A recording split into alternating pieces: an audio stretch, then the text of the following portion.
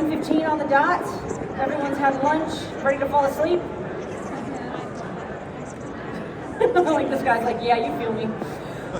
So 4 training learning techniques that work. So what we're going to do today is talk through these 4 training techniques. They are learning in the flow of work, games and gamification, social and connected learning, and reskilling and upskilling. And what we're going to do is talk about each one of those, what we're hearing in the industry from our clients, from our partners, from people who we know and love in the industry who are doing really amazing things. Look at what we're hearing from people, and then look at the nuances that actually make these techniques work. So the slightly different way to think about them in order to get them to really function for you and get the most out of them. One of the reasons that's so important is because as an industry, we don't have a governing board that tells us when we say learning in the flow of work, it means this. So we all get a little bit of our own interpretation, right? So I'm here to sort of bring together the collective knowledge from what we hear from our clients, from ourselves, from our research, what we've done, what we've seen others do, and help bring out those nuances and how to think about it, yeah? I am a very easy facilitator, so if you have questions, just speak up, raise your hand. It would make me feel a lot better, actually, than just standing here and blabbing at you the whole time. So I'm starting with a quote from Winston Churchill. I love this quote. Where my reason, imagination, or interest were not engaged, I could not and would not learn. Would not and could not learn. This is true about everything we're going to talk about, and that's why I wanted to start out. We have a philosophy around head, heart, and hand. If you're an L&D, you probably recognize this more as the affective domain, my beliefs, my values, the things that are real but you can't see. The cognitive domain would be the head, and the psychomotor domain of actually doing something would be the hands. And you have to think holistically about the person. So without further ado, let me just invite you over at the end of this to talk more about these trainings. We're actually at booth 1018, excuse me, that 1, 2, 3 was a placeholder. So these are the 4. I'm just going to skip right ahead and get us started. Learning in the flow of work. Anybody heard of this? Yeah, lots of nodding heads. Thank you for the hand raise. Good, yes, lots of nodding heads. All right, so let's talk about what we hear. I hear, let's make training available to the learner while they're working. That's reasonable. That's totally reasonable. Give resources for people to use while they're working. Also reasonable. And then let's use microlearning so the learner doesn't have to take a long time away from work. Also reasonable. But what these things are missing is this concept that you are meeting somebody where they are in terms of the mode they're in. They're in the mode of work. And you're giving them something to help them stay in that mode of work. You're not taking them out of the mode of work into the mode of training. You're not necessarily taking them out of the mode of work and into a learning space. You're giving them something that doesn't break them out of that work mode. So a really good example would be you're filling out your taxes and you get to that line 7B and you're like, oh, crap, what was that? What does that even mean? And you go and you Google it and you look it up and it tells you 7B is just everything all in, don't worry about your withholding, just put everything in there. I don't know if that's true or not, so don't fill out 7B that way. But you just needed that quick second. You didn't need to be taken away from the mode of the task you were doing, you just needed help in that task. So, enabling people to learn while they're in the natural workflow. Performance first, not training first, right? So I'm not going to give you a resource that tells you what 7B is, why 7B is important, who else is going to touch 7B. I'm going to give you what you need, which is what the heck do I need to do to put a number in 7B, right? So that's a change we tend to, in the industry, we tend to say, we want to give the reason and the explanation. There is a time and place for that. But when somebody's in the workflow and they need to get something done, it's time to focus on their performance first, not just their knowledge. Keep people in the flow of work, do learn. There's no better moment to learn something than when you're having an experience, right? I see some nodding, yes. That's a moment when your learners are primed to learn naturally, which is great. Take advantage of that. The workflow maximization versus disruption. This is where when we hear things like, let's do microlearning or let's make it smaller resources, that's not a bad thing. We just want to make sure that we're also capturing the idea that this is performance first and not just a training situation. So it's keep them in the workflow, try to get them through the workflow as fast as possible. And then enable the dual mode. Like I said, it's really important not to take them out of the mode of work, but work and learn, just like play and learn, sometimes go together. And that's the sweet spot. A couple things to do, a couple non-examples, examples and non-examples, because I always get asked this. Some of the examples are things like EPSS. Anyone remember those? Yeah? All the old people with me. Come on. Electronic performance support systems. They would tell you where to go to find something. They were big and clunky because we were still calling things CBT back then even. Yeah. Those were actually a great example of learning in the flow of work, because that's the kind of system that would enable you to go, what is 7B? Go look it up, keep working. Working from the guidance of peers or mentors, Googling it, all of these things you can see are quick, they're in there. So non-examples, we think of games. People love to put games into things, but when you're in the workflow, that's taking someone away for too long. Knowledge first content, like I was saying, you want to get performance first content. So these are a couple examples and non-examples. If you want to talk more about this, there are a couple of companies that are doing some amazing stuff for the more cognitive domains. Does anyone here know WalkMe? Yeah, okay, got a couple. Hey, I got people in the back, that's great. Yeah, WalkMe is great. It's a system, it's for systems. So let's say you're in Salesforce or something, it sits right along that system and says to you, oh, did you see this button over here? This is where you can do this particular thing. Imagine Clippy, you remember that little jerk? Yeah, Clippy, that guy. Imagine if he was done well. And that would be an example of a couple doing it. So I think I've harped on that a bit long enough. Running off the edge of the screen here. Oh God. Sorry about that, I was trying to fix things, but I made it worse. So this says rewarded, findable, and permissible. So to enable it, we need these three things to happen. Reward it, when people go and use the resources, when they contribute.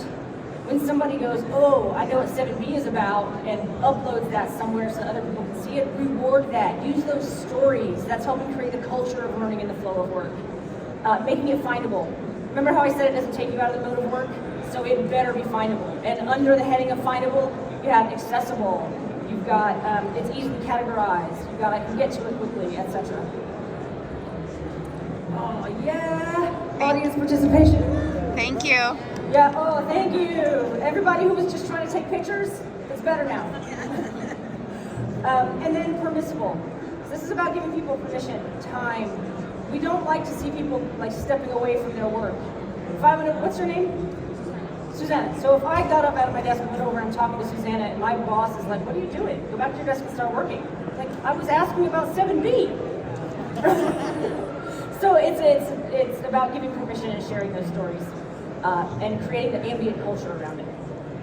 Have I harped on learning in the flow of work enough? Good, okay. Let's talk about social and connected learning. Kind of expanding this phrase. You used to call it social learning, which is not a new concept. We're social creatures, right? It's how we learn. One of my favorite quotes is from Mike Reskilling, and he said, learning is an intrinsically human and scattered activity. And that is so true.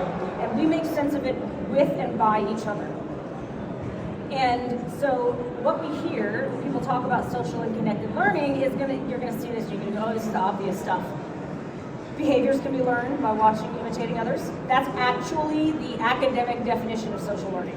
It applies more to us as learning things as humans, like walking and talking and so on, but we've taken it and said it actually works when we're making meaning of things together in more advanced contexts. Bring people physically together, and then we always hear this one. Moderate it to make sure that message is right. If you have people on a forum talking to each other, don't let them give out those bad examples, right? Which we know backfires. So let me tell you about how to make it actually work. Connect people so they can learn from and with each other. That sounds real simple, right? A couple things. Oh, now we're off the other side. It's okay. We'll just roll with it. So hybrid helps. Everyone's kind of getting used to it now, right? So we're getting more and more used to having to reach out to people over different channels. So it's a great time to take advantage of the fact that naturally, as a set of humans together in this world, we're starting to learn more and more how to do this. Another thing is people make meaning together versus alone. It's going to happen. whether you acknowledge it or not. Oh, excuse me. Get your cameras ready, because that's the one you want a picture of. Enable it. It doesn't necessarily need to be built. If you are telling people, hey, go solve this problem, use whatever communication channels you want, that works. You've already gotten them started working together. It doesn't have to be you don't have to buy a platform for it, is what I'm saying. You can use whatever you have. Email, Yammer, Jam, Teams, we go on and on. Whatever you've got, you can already start using it. So the question that I get really often after that is, okay, but how do I actually get people to use it? I saw that question coming. So this is a model that we created around how to scaffold people into this connected learning in a world where we are now. I'm not getting up and going to Susanna and asking about 7B. I've got to text her. I've got to do something different. So starting at the bottom, you've got to get people actually connected. This is bargain basement. This is saying, hey, did you know we have Yammer? Right? And then the next up is sharing. So a great way to deepen their connection and practice empathy. A great way to do this is to have people share stories. What happened to you with that form? Here's what happened with 7B. I filled it out wrong and this happened, whatever it might be. So having people share stories, start to learn together. Then you start to see people learning how to use the social tools to start doing things like innovating together. But you have to be very purposeful along this ladder to get people started. And I'm not trying to oversimplify this. I know this is a short meeting, so absolutely take a picture, come talk to me afterwards. Like I said, we're at 10:18. But what I wanted to show about this is that you don't need to do much other than give people a reason, and then it will happen. But it's that reason that's special. Yep.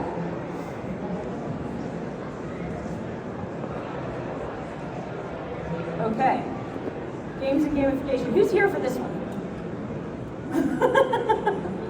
Excellent. We always get some games and gamification people here. So in 30 minutes, I'm not going to teach you how to build a game, but I am going to talk a little bit about the difference between what we hear and how we actually do it. And we're going to be doing some demos of some multiplayer digital escape rooms and so on at Demo Fest. So if you actually want to see these games and gamification, absolutely come over and see us.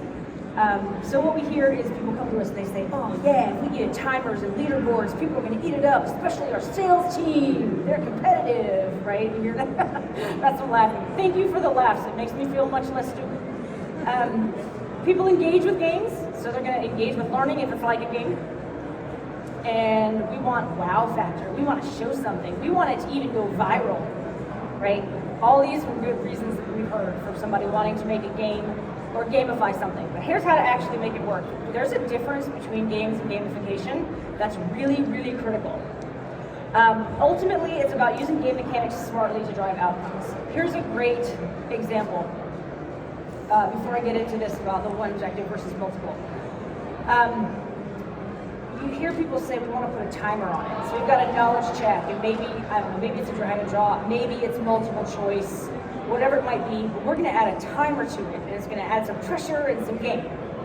Okay, if time doesn't matter in their reality when they're doing the task, don't make it matter in the learning, right? That's fun where we see big, huge missteps.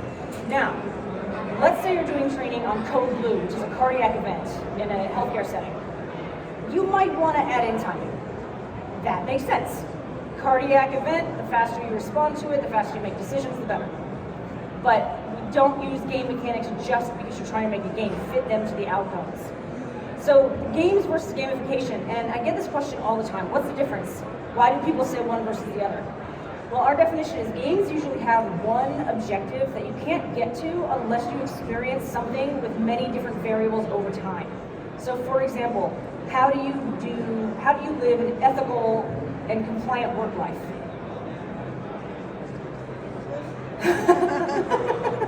There's no right answer to that question. But you would learn that after being exposed to multiple different situations and practicing the scenarios at different times. So you can build a game around that, because what you're teaching is how someone thinks about ethics and compliance, right? Whereas gamification, we tend to see that when there's a learning program that has your typical list or roster of objectives. And so you use games in smaller, more discrete ways to hit those specific objectives. So oftentimes this is a fundamental L&D perspective on the difference between games and gamification. And then the digital escape room this is really interesting. So it brings together a couple things we're talking about. This one has social and connected learning in it. It is actually a game, and it is not learning in the flow of work because you actually have to go and experience it. So, and we're going to do a demo of this at DemoFest, so please come over and see it. But this is a 2 to 4 player digital escape room. So people over a distance are actually playing this together. So you get together over Teams or over the phone, however you want to do it, and experience this escape room together. You have to work together to get out. This was, the business need was for a hospital system who said, we need better psychological safety. So really high risk situations, how do we make sure the communication is still happening and still flowing, right? And in a genuine and important way. So we built this escape room to drive people into these high stakes situations.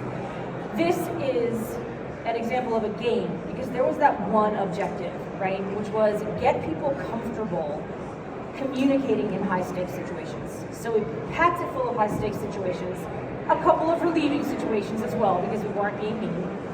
And this became a really great example of an actual game versus gamification. Now, of course, there's gamified elements in it, but fundamentally it's a game. All right. Anybody want to tell me how I'm doing on time? 13 minutes. All right. Oh, we're seeing a little bit of the game here. This is an actual demo. This is a sneak peek, you guys. You come to DemoFest, you'll get to see this live. But this is just, you'll see some elements of game in here, like story. This was built in Storyline. Yep. I am so happy about how many of you look aghast. Because that was the thing. They came to us and said, you gotta build this in Storyline. And we were like, yeah, all right.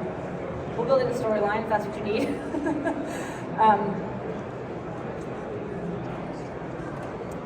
So let's do reskilling and upskilling. Who's heard of these? Who thinks they know I'm not smiling. Who thinks they know what the difference between reskilling and upskilling is? Oh, good. Then you'll walk away with at least one new thing. So, okay. I will tell you in just a moment, but here's what we hear. Let's get the SMEs together and brainstorm those skills. If we're going to do reskilling and upskilling, we've got to figure out what the skills are first. That's a bit problematic because if you focus on skills and not the outcome, it's going to back you into a corner and you're not actually going to achieve outcomes. You're just going to have people who know skills without context, right? And we can't keep up with the rate of change. So what happens when you reskill or upskill someone? You just got to do it again and again and again forever, and your L&D team, all they're doing is rejiggering this same piece of training over and over again, right? So let's talk about how to do this a little better. How to make it work. Skills have to be connected to workflows and systems, and it's ongoing. So what does that look? So, okay, I said the difference between reskilling and upskilling, and I promised, so I'm going to tell you. Reskilling is when you're learning new skills for a new role. So you might be going from doing sales to managing a sales team. Or you might be going from maintenance into manufacturing, right? Upskilling is getting more and better skills for your current role.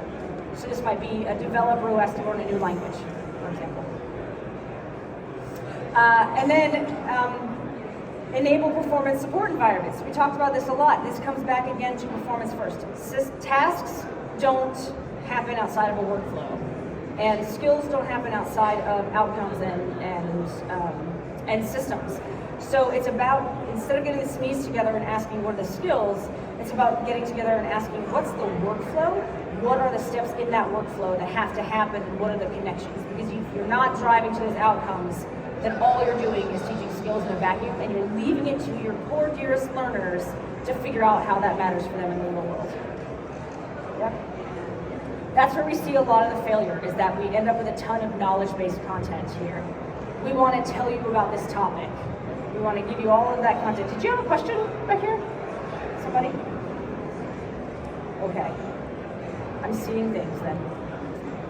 And this is really where the sweet spot is. So then this begs the question, very quickly, What do I do about having to do this over and over again? There's another language. There's yet another opening on the manufacturing team. How do we keep doing the reskilling and upskilling? And this is where you get into creating an actual, this is where you get into creating an actual environment where you have people taking ownership of their own reskilling and upskilling as well. So there's a lot of ways to enable this. There's a lot of there's a lot of things that can enable this. One thing that can enable it really well is simply that permission factor, right? Instead, like an L&D team that gets asked to go create more training on more coding languages and so on, would actually be doing themselves a favor if they started asking, how can we get people to learn these on their own? Do we actually have to create the learning, or does it already exist somewhere?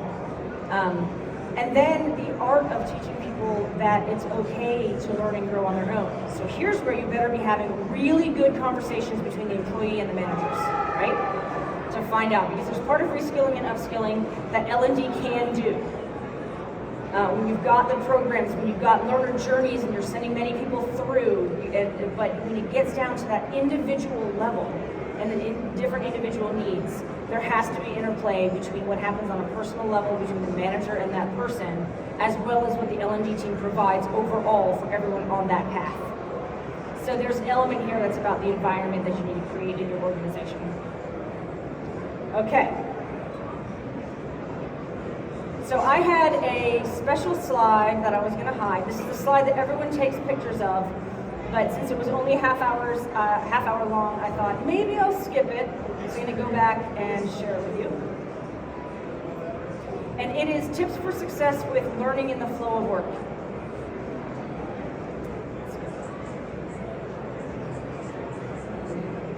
Oh, this should be coming up.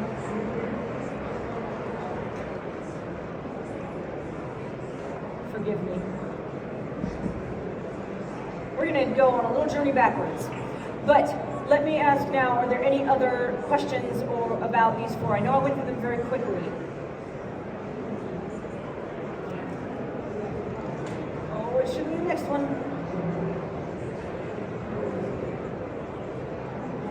Oh, it should be the next one. So this is, what I've done is I've put together a set of slides on tips for